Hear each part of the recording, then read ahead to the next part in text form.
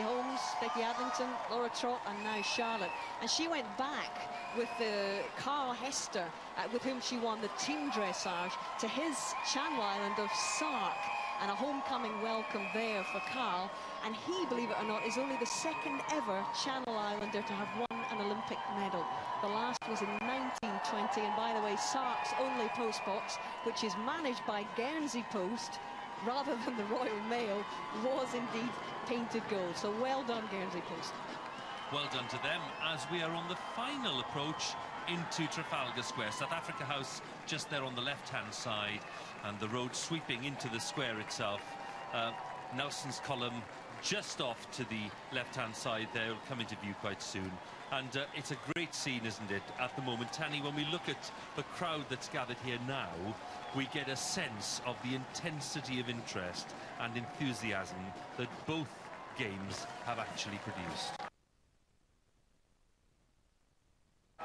It's been amazing, and I think, you know, it's lovely to hear Olympians talking about Paralympians and Paralympians talking about Olympians, but I think all the athletes and coaches will be blown away by this level of interest. You know, you expect people to come to the games because it is the Olympics, for them to have taken time off work, or, you know, to come out of their offices, you know, to carry the flags, to cheer, is unbelievable. And I think it's also important, you know, it's for the athletes who've won medals, it's a great celebration, but for maybe the athletes who haven't achieved quite what they wanted, this is a chance for them to look back and enjoy the games and celebrate, and also just be with the teammates, because, you know, the hard work starts again. We're already talking about Rio, and, you know, 8 years' time as well, you know, trying to look forward, and there's been huge amount of pressure on these guys. Home games is so hard. You know, there's been so much interest in much younger athletes from 2-3 years out. You know, they've been interviewed, they've been asked questions, they've never been able to escape the London Games, and this is their chance to celebrate. And you talk about Rio, Tani, and it's worth mentioning that in 4 years' time there'll be 2 more sports in the Olympic Games at least. It will be rugby sevens and golf, and in fact on that closing ceremony of the Olympic Games, that was the very night that Rory McIlroy won the US PGA. At the same night, could it have got any better for British sport and indeed Northern Irish sport that weekend? It's very significant as we look forward 4 years hence that there are other goals and other things to achieve for other sportsmen too. It's amazing, and a new sport for Paralympics is triathlon, which I know British Triathlon are delighted about, because they've been working on the programme for a number of years, you know, talent IDing athletes and getting them in. We've already got a number of world champions, so that's going to be very exciting for the Rio programme. And a hard act to follow. I did notice that basically the Danny Boyle figure of the ceremonies in 2016 for Rio is Mario Balic, and after watching Danny Boyle's opening ceremony, he was asked how he would follow that. He said, "I want to make clear we are not obliged to throw our president out of a helicopter." They might want to try it, because it was one of the highlights. It was. And it's the thing that people are still talking about. Let me just explain something about the logistics for those of you certainly joining us now as well for this great parade to celebrate all the success of the Olympic and Paralympic competitors this year. This parade will now make its way down to Trafalgar Square, where there will be a huge crowd watching events on a big screen, and then the athletes themselves will be allowed down through Admiralty Arch along the Mall, and there'll be a special event just outside Buckingham Palace around that Queen Victoria Memorial, where there'll be some speeches, including speeches by David Cameron and Boris Johnson, just to mark the end of this magnificent summer. There's Admiralty Arch, and there you have the start of the grand processional route down from Trafalgar Square along St James's Park to Buckingham Palace itself. The police outriders there already, because we can see those performing lions just beyond the main centre arch, which means that I think that the formal part of this parade is now about to begin. Those lining the Mall, by the way, you're not going to see the kind of millions coming down the Mall today that we saw, for example, back at the Diamond Jubilee. They're handling this rather differently. Lots of people have had to get tickets. Thousands of people have applied for tickets. Many of them will be volunteers who've been helping out this summer, and their families who've been given the vantage point along the Mall. Lots of members of the public will be kept in Trafalgar Square, if you like. They'll be able to follow the events on the big screens there.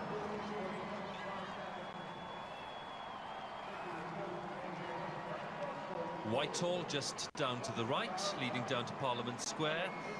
Trafalgar Square itself dominated by Nelson's Column, which we saw just a few minutes ago, and by the National Gallery. And now a real sense of building towards this finale, which will involve plenty of music. There'll be an athletes parade as well, a proper welcome for the athletes who are arriving outside the palace, so that for one final occasion they can be given the congratulations and the applause that people certainly want to offer them today.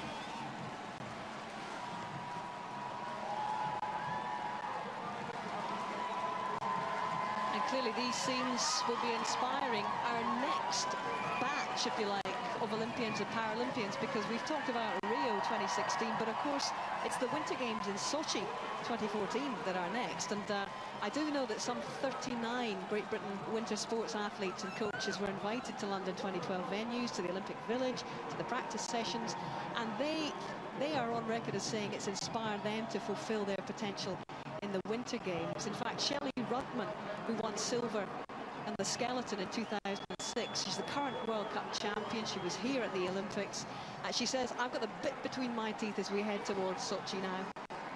And I know that the performance director of the short track speed skating, Stuart Horspool, said that his team were high-fiving Jason Kenny. They felt part of Team GB, and they got an enormous lift from the performances of the Summer Olympians and Paralympians.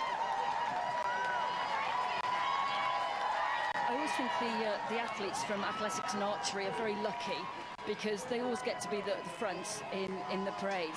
And for the opening ceremony, it's also run in alphabetical order. I don't know whether every country does that, but we certainly do that in Britain. So there's always a little bit of a tussle, because archery get the front row behind the flag bearer as they come into the stadium. And that's been amazing. Another shots of Jess Ennis there waving to the appreciative crowd. Steve Miller from Newcastle in the background, club thrower. I think this is his fourth Paralympic Games that he competed in. I think the only difference was this year, because Peter Norfolk carried our flag, and that was voted for by the whole team.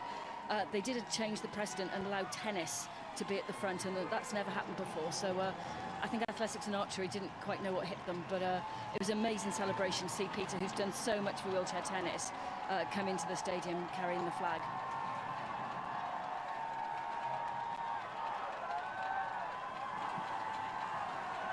It's okay. So they're getting close to us here. We're by the Queen Victoria Memorial. The big show will start when the parades all start arriving here. Steve, what do you make of this parade? It's just absolutely amazing. I've witnessed a couple of the parades before, always watching, never being part of it. They decided to come in these big after I retired. But I think the crowds are bigger than they've ever been before. There's got to be 1 million people at least on the streets. Just think of the atmosphere for them. It's just very, very, very special. Just sitting here and seeing the people here at the end is just absolutely fantastic. But Trafalgar Square there, it's absolutely. But it gives the athletes another memory, doesn't it? You know, they did their successes, they won their medals, but this again now gives them a real sense of appreciation of what they've done to many. On this experience, absolutely. You know, it is really a lovely way to finish it off. The weather gods must be huge Paralympic and Olympic fans as well, because do you remember the monsoon weather we were having before the Olympics? I remember that too. And it's just, like, you know, it's almost going to come in at about 4:15, the rain, isn't it? It's holding off right now, and it's dry, and people are out there enjoying it and anticipating the arrival of the athletes here. Let's talk about what happens next for them. You both know, though, you work hard in that 4-year cycle, you achieve your dreams, or you get close, or you know, just being in the Olympic Games for some was enough. That was the goal. Then what? Well, they have to refocus. Some of the athletes, certainly talking like Jessica Ennis, Mo Farah, they still have World Championships, they still have Commonwealth Games that they need to focus on and really get energised for. This, no doubt, has been an incredible moment for them, but they really need to set themselves their goals and think, well, is this just enough for me? Jessica Ennis is still young. Mo Farah is still young. They will still want to go out there and achieve many, many more accolades. They want this feeling year in, year out if they can achieve it. But that first 12 months after Olympic Games, is that the hardest in your 4-year cycle, Steve? It wasn't for me, is that with my health, with coming down with diabetes and the last 3 years of competing was extremely tough So actually, I was really pleased that that was it for me, and I felt I could stop. But then for me, I got straight involved with the bid. November with the chairman of the BOA, chief executive of the BOA, and a guy called Dave Lucas that's been heavily involved right the way through. Sat down, took me out for coffee just up the road from here, and saying, well, we're thinking about bidding for the Olympic Games in 2012. I think, yeah, no, I'm up for that. I'm being part of that. So I had something to sort of get straight into, to be part of.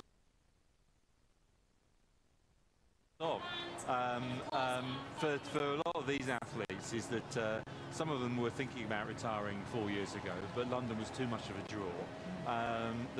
Now that they probably will stop, is that what are they going to do now? That's going to be really tough of what direction they go in. But there's going to be a wave of excitement till the end of the year and probably beyond. And they just need that time. You don't want to come out with random statements as I did when well, like, I didn't retire. Exactly, yeah. Carried on for another 4 years after that.